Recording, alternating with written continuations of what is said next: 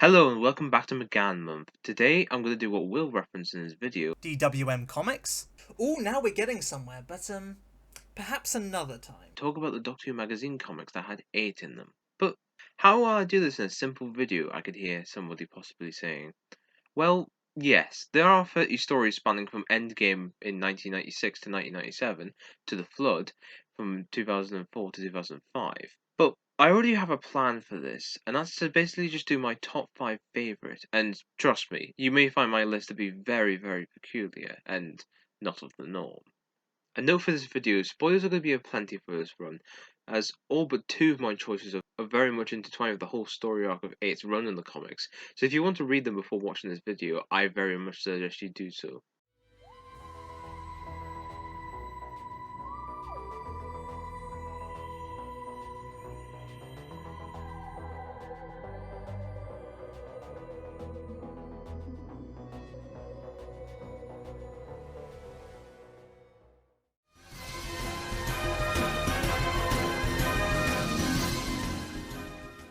The Doctor and Izzy have a brief meeting with an old enemy of the Doctor's in a parallel universe, one where the adventures of the Doctor are nothing but more than televised programs in science fiction. We start off with a story that aligned with Doctor Who magazine's 20th anniversary in 1999, and well, this is a celebration of which Alan Barnes has the pen on. Honestly, this is really just a big celebration of 1979, and just a big callback to this year of a lot, I mean a lot of references to everything that happened to the BBC in that year. Basically, if you sort of want Doctor Who and crossovers and a lot of classic British shows from that era, I think this is the comic that you should choose. Alan Barnes just makes this slightly off the wall premise work with how crazy off the walls it is. I mean, it definitely works, but it just really wouldn't fit in a TV episode at all. At times, it feels very spoofy in a way, in sort of like a good spoof, like the Curse of Fatal Death type of way. I mean, you only have to read into it to find the part where Tom Baker, yes, the Tom Baker, distracts the villain Beep the Meep, who's a long-time Doctor Who magazine comics villain, with him just being the Doctor as he always kind of was back in the day. But my favourite part has to be the little reference at the very end of the strip to the photo of Tom Baker reading the very first ever magazine with 8 as his replacement here.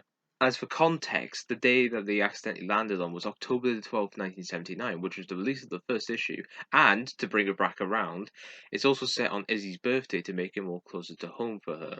To be honest, I think this is basically just the basis of her story in the Big Finish release, The Company of Friends, which makes perfect sense. It's just another great thing to come out of the success of these strips.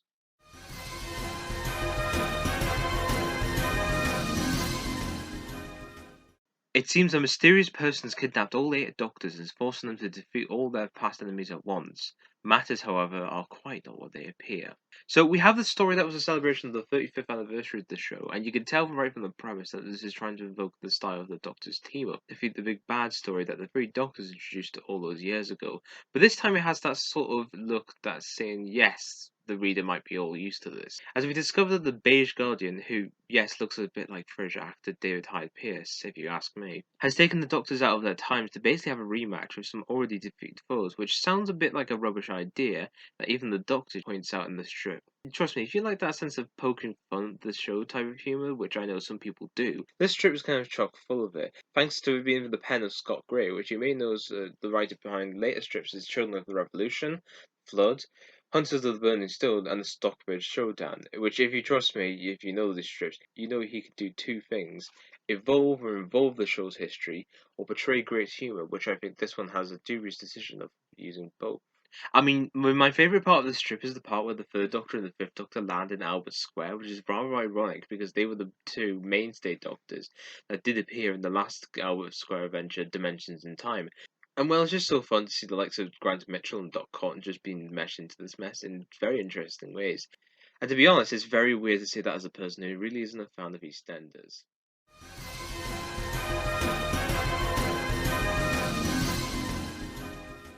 Following the devastating loss of Izzy, the Doctor goes down to a bar to drown his sorrows. The apparently human bartender, also known as Bish, chats with the Doctor with the freedom of being 2 strangers, but in the process of the conversation, both are allowed to work out some personal issues.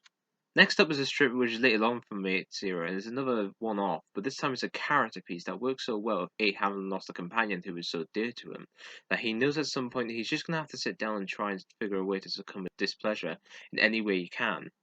It's a great character piece with the Doctor and the human bartender Bish as they both talk it out before the Doctor uses his will in stopping a bomb to save everybody in the bar. As you can tell from what I've said, it's a frankly great strip, and I think it's underrated in all honesty, because I feel like it should be remembered more than just the fan pleasers of the era. Though that's not a major gripe to them. It's just I feel comparatively a shorter strip like this one can do more to make you enjoy it than a longer strip with all its twists and turns and complications that may turn a casual comic strip reader away from reading.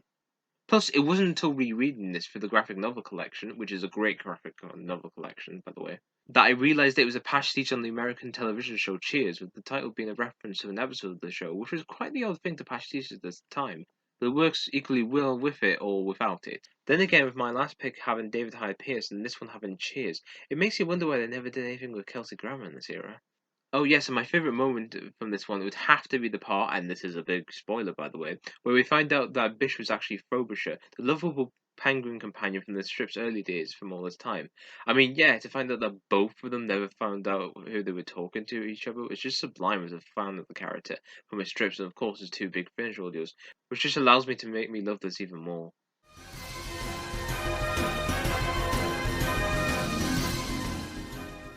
The Doctor tries to comfort Izzy after an unwilling body swap with Destry in the last story of Phidias.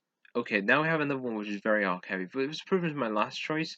It's another character piece strip with 8, but this time it's not only 8, it's 8 and his comic companion Izzy, who gets this strip as a very own character story after the last strip where she was affected with a devastating body swap, which is still harrowing to this day, never minding how it was back in 2001 for new readers finding out about that. But Beautiful Freak shows how much A can change throughout one story, going from trying to comfort Izzy to testing her in a new body to see how much he's really changed for the both of them, showing how this is not only a challenge for him, as he hasn't really had to deal with this in the long term, as sometimes his companions have been transformed or swapped bodies over the course of a story or an episode, but with this, it feels more long term, and I like the fact that he accepts that she may be different, but she's not an ugly monster. It's the same with Izzy as she has to deal with this all being new to her, and now every day becomes a challenge as she wants to be left alone to wallow so that she doesn't have to live with it much longer. Again, at this point, Izzy thought this was going to be forever thanks to Destry's actions in the last strip. And this is probably the point where I actually think she portrays a lot of unseen anger that has been shown throughout the strips. And I think that's a good thing that the writer has picked up upon. I think it'd be very inhuman of Izzy not to comment about this, and I'm really glad that she does start to get used to this by the end of the strip, showing that although this is probably herself at her lowest point, at least she wants to show some optimism going forward from this point.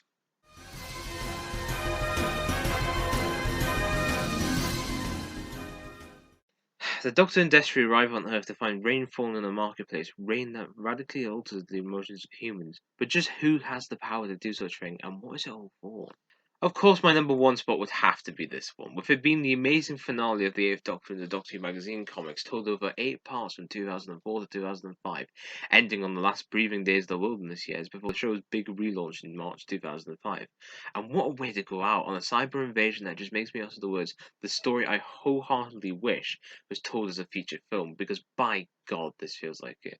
8 is on top form, with this story being a passive regeneration story amongst the greats such as the War Games, the Caves of Androzani, and the Parting of the Ways. It just really feels like he's going through his last story here, and I'm all for it. Everything just feels like he's just going wrong for him, and he's the only one who could save it. His last issue is probably his best character issue from his whole run, and you'd be forgiven to think this was leading to a regeneration, which makes it all the more better it wasn't. Destry sadly has her first and only story here as companion, and apart from the problematic bit at the start of the story, I think this is very much the story I think the Doctor Who magazine comic wanted to do with her as soon as she became the companion. I think this is sad that this is the only one that she had and the one that she had to go out on, because she's really good in this one and really shows how much this team really worked, even in its infancy. The Cybermen here are really on their A game with an amazing design that's very high tech and probably wouldn't look out of place as an art piece, to be honest. These Cybermen are ruthless as they just want to torture the humans to get them to stay away from making all of what they are doing to stop a world war with their reign, which is a great plan, and I'm surprised it hasn't been dealt in the proper show, especially since the show actually took that idea with Death in Heaven and really didn't do much with it compared to what is shown here. But the best moment has to be the last scene. It's just the Doctor saving Destry, everyone hearing his name around the world, and the two landing in a field having that moment of recollection between each other in that nice sort of tie-up, just like the end of Survival, which just makes me tear up a little every time.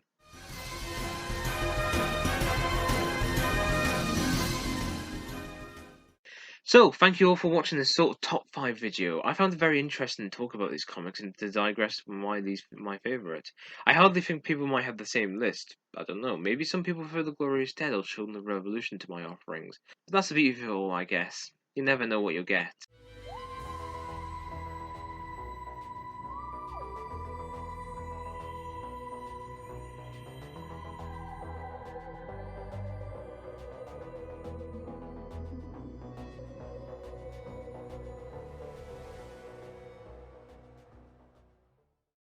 Paul McGann doesn't count.